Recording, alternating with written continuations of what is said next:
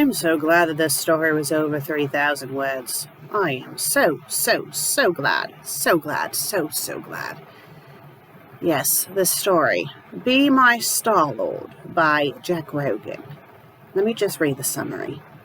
After Groot's death, Rocket was lost and felt like a piece of him just vanished, but a certain Peter Quill sympathizes with him and the two become good friends. However, Rocket develops a strange feeling in his chest, with Peter sleeping, and Drax being as clueless as he is. Rocket tells Gamora of this weird feeling and gets an explanation that surprises him. It's rated T, it's in English. It's Romance, Hurt, Comfort. It has 4 chapters. You'll know why I quoted that in a bit. Over 4,000 words, 23 reviews, 77 faves, 39 follows, and it was published back in September of 2014. So, the one thing I'll say immediately is that the spelling and grammar in this story is not good. Not good at all. I mean, it's not the worst thing I've seen, but you can clearly tell that this person didn't bother to have a proofreader go through it first before they posted it. Now, I don't know if this person was a child at the time that they wrote this story. In fact, I think they've written 2 stories, and both of them were written back in 2014. So, there's a chance this might have been a child that wrote this, or maybe like a teenager or whatnot. So, and I'll say immediately, spelling and grammar, not good. So, the first chapter opens up with Peter and the others all sitting around a circular table, and Gamora decides to ask Peter if he misses being on Earth. So Peter says that he does. He's reminiscing a bit about his mother and whatnot. And when he starts talking about what Valentine's Day is and explaining what it is to the others, Rocket starts to get distracted. And by distracted, I mean he has a flashback.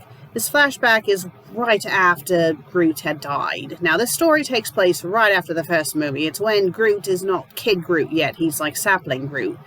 So the flashback is like right after he died. And, Rocket felt really, really awful about losing Groot, but he then remembers in the flashback how Peter had comforted him and they had bonded. So it's kind of weird because it's still in the flashback. I don't know, it's confusing. I guess it's supposed to still be in the flashback, but I don't know, it's really, really confusing. So in this flashback, I think it's supposed to be a little bit later, so it's like a weird flashback within a flashback. He decides to go and talk to Gamora, because he wants to tell Gamora that he has like this weird feeling in his chest in regards to Peter, and he wants to figure out what this feeling is. So, the next chapter, he goes and talks with Gamora, and he explains to Gamora that, ever since he started bonding with Peter, he's been having this weird feeling in his chest. And then it goes into another flashback. It's a flashback within a flashback within a flashback, I think. I mean, I could be wrong about the second flashback, but it's just really confusing. So, in this flashback, him and Peter are sitting by the table and they're drinking beer and whatnot. And, Peter's trying to get Rocket to not get super drunk because he wants to talk to Rocket while Rocket is still coherent. So, Rocket's curious and he decides to ask about what a raccoon is, which is what Rocket is. And, Peter tells him, and one of the descriptions he gives about, what a raccoon is that, well, I'll just quote what the story says. Well, it's a species of animals that lives on Earth. They live in and around urban areas and look through people's bins trying to find leftovers. So, Rocket acts like he's super pissed, so he's like yelling at Peter and he's whipping out his gun and he's acting like he's going to shoot Peter. And then he just starts laughing because he was just pranking Peter. And so he's like, oh, sorry, I didn't mean to scare you. It's just but the look on your face was hilarious. And Peter's like, yeah, just don't do it again. And apparently this is what caused him to start having feelings for Peter. So they say goodnight to each other, and that's the end of the flashback within the flashback. So I guess Rocket, after he tells Gamora this, he has like this silly little grin, like something stupid like that. And then, Gamora's like, oh, maybe you're in love with him. And, Rocket's like in denial. It's like, no, I'm not in love with him. I'm not gay. And no. And Gamora's like, well, you can't choose how your heart feels. And, maybe he feels the same way.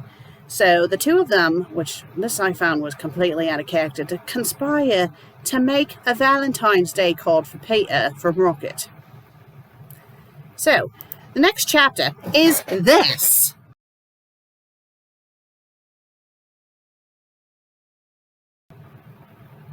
Do not have author's notes be chapters. Bloody fucking Christ. If you are not going to update, then just leave it blank. And then when you do post the chapter, say in your author's note, sorry, this took a while.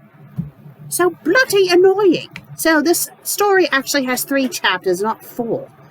Bloody moron. So, in the actual chapter 3, which is the final chapter of this story, it's no longer a flashback. So I guess the very beginning of chapter 1 is supposed to take place right before this chapter, I think. It was confusing, but anyway. So the flashback is done, and it starts off with Peter yelling Rocket's name because Rocket is doing a Doug Funny daydream, and he decides to go into his room to compose himself before he goes to, give Peter his card. So Gamora goes after Rocket and, makes sure, she goes and makes sure that he's able to do this, romantic gesture. And, Rocket's having second thoughts. He's like, oh, what if he doesn't feel the same? And Gamora's like, oh, of course he's going to feel the same way. He's your best friend. And Rocket points out, it's like, oh, well, he obviously isn't gay, though, because he keeps flirting with you and whatnot. But Gamora's like, oh, don't worry, he'll be fine. So then it says a time jump. So I guess they were just floating around in Rocket's room for God knows how long. And now it's kind of from Peter's point of view. Peter's in his room, on his bed, listening to his Walkman. And there's knock on the door. He tells the person to come in, but no one comes in. So he gets up and decides to investigate to see what that was all about. And then that's when he discovers that there's a card under his door. So the card is a Valentine's Day card. And on the face of the card, I'm going to describe how it's written in the fanfic, was heart-coloured red. So, big red heart. Inside the heart were 2 stick figures holding hands. Quill raised an eyebrow. He opened the card and looked inside. The contents made his heart skip a beat. It says, be my Star-Lord. How corny. And it says it's from the one who loves you. Now, you would think, because of how the Guardian movies are, that Peter would immediately think this was Gamora, even though Gamora wouldn't do anything like this either. But no, he's trying to figure out who it is, and then he figures it's a prank, and he says out loud, Rocket's idea of a joke, I should have known. So now it goes to the outside of Peter's room from Rocket's point of view. This is all in second person, but it's now Rocket's point of view. And, he decides to go to talk to Peter to explain himself. So he knocks on the door. Peter lets him in, but he's annoyed at him. And then, Peter's being like, oh, this is a bloody joke. And then, Rocket starts to get upset. And then he yells, this isn't a joke. And then Peter's, shocked. And then, Rocket's all like, oh, I love you, Pete. I don't believe in myself, but it's true. It is true. And, he starts to get upset.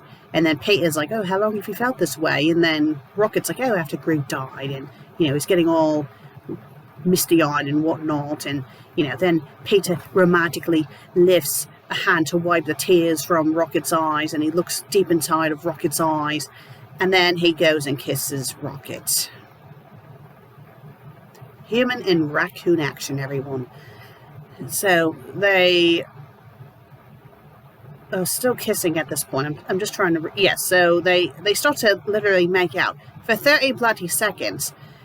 And then Peter's like, oh, I love you too. And, Rocket's all happy and he grins and he jumps into Peter's arms and they hug. And now they're boyfriend and raccoon.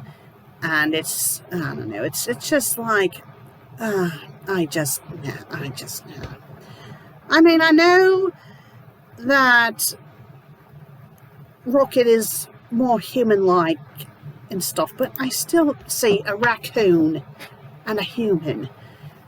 And also, it's just their compatibility. It's I never once got the vibe in Guardians of the Galaxy that Rocket and Peter were supposed to be a couple. I mean, it's obvious that it's supposed to be Peter and Gamora.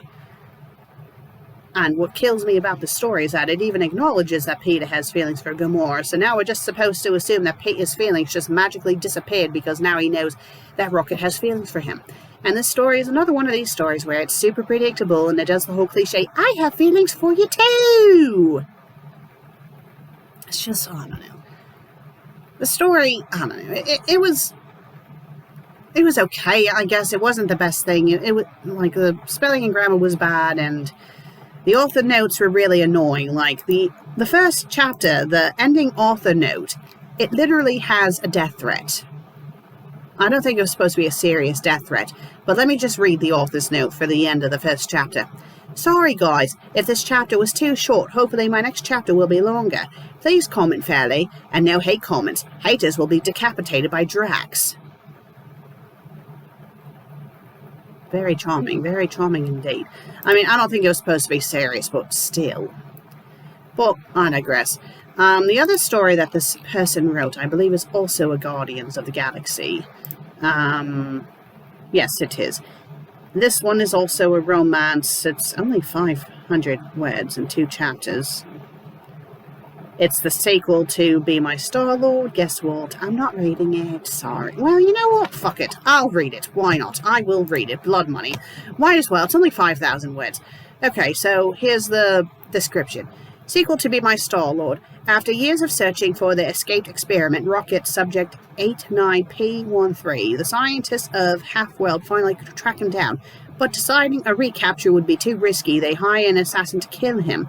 Update. No longer taking character submissions.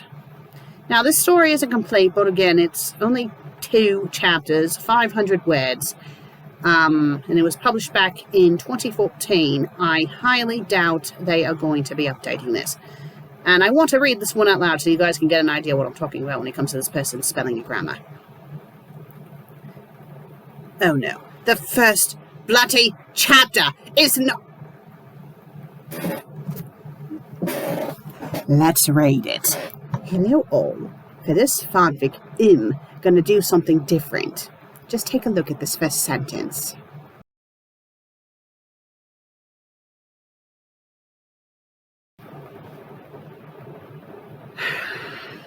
Right.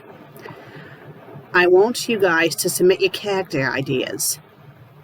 Your character will play an important part in this fic, as your character will be an assassin hired by the scientists of Half-World to kill Rocket, subject 89P13, as recapture will be too difficult. Submissions will be accepted for the duration of 4 weeks, so take your time. After those 4 weeks, I will choose a submitted character, and the character's creator will be credited. Here's the criteria that must be filled out. Name, age, gender, species, base appearance, eye, skin, hair, colour, clothing, etc., weapons, powers if any, not too OP, please. Personality, basic history of character, no connection to the Guardians, no exceptions. Can't wait to see you guys come up with. Can't wait to see what you guys from here. The next chapter will be the... This is not a bloody story! Oh my god! So the next bloody chapter, is not a chapter. But we might as well... I already said I was going to read it out loud, so we're going to read it out loud. I'm already regretting this bloody decision. Hey guys and gals, so the moment you all have been waiting for has arrived. The reveal of the winner. It has been a very, very tough choice for me to make, because I got some really awesome characters and I love them all. So here we go. The assassin tasked with taking out Rocket is Ambrosia Mist. Ambrosia Mist. And she's known mostly as Shadow. Well, I guess it could be worse. At least she's not called Misty. The owner of the character is Jotunheim Storm. So well done to you. For the curious ones out there, here is her stats. Name, Ambrosia Mist, has taken on the assassin name of Shadow. Age 26, gender female. Which I kind of figured that because you give her she pronouns. Species, half Krylorian, half Terran. Basic appearance, pale pink skin, golden eyes with shine in moonlight. Oh, a Mary Sue. Dark hair that fades to blue. Definitely Mary Sue. And very tall, 5'9", so only an inch taller than me. That's not that tall. I mean, I guess for a woman that's tall. Ambrosia often wears skin-tight black leather trousers and white t-shirt with her hair in a tight bun. Weapons, butcher's knife, machine gun, grenades of ink, smoke and fire, also lancer. Those are her favorites, but she will work on anything. Powers, night vision, she can see everything as if she is in broad daylight. Personality, quick-witted, sharp-tongued, and very intelligent. Ambrosia is hard-working, determined, and single-minded. That is what makes her such a good mercenary. She is also quite emotionless, so her killings and murders don't affect her. She barely feels remorse. Basic history of character. Ambrosia was young when her father and mother were killed by the mad Titan Thanos. She has taken in half-world and brainwashed to be a hard, cruel contract killer. Her mind is now a scramble of a once kind living girl. People she cared about have either died or turned on her, leaving her wounded. There is really no hope for her. To everyone else, thank you so much for submitting your characters. I'm sorry that they weren't chosen, but they will be mentioned somehow to keep your eyes open for that. So on to the other stuff. The first official chapter will be uploaded close to Christmas because I need to get a solidly clear story in my head. Thank you so much for the patience. I will see you soon. Well, apparently this never happened because this was written back in 2014. But okay, I need to. Do not. What this is right here is not a bloody story. I do believe FanFiction.net has polls and whatnot that you could have done. You could have done a poll about a new story idea, not have it be a bloody, this. And then the fact that they never actually did anything with this story and they just kept this up, it's like, take it down. Because for starters, it's not a story. Right. I mean, again, this was written back in 2014. This is now 2022. It's 8 years. The author hasn't done anything else, so I highly doubt this is going to be continued. Well, yes, I just wasted my time with this second story because it wasn't really a story. And I wasted your time as well, so do apologize about that. Well, if you liked today's episode, please be sure to leave a like and leave a comment, and if you haven't subscribed yet, please do. I would greatly appreciate it. I'll see you all in the next episode. Until then, cheerio.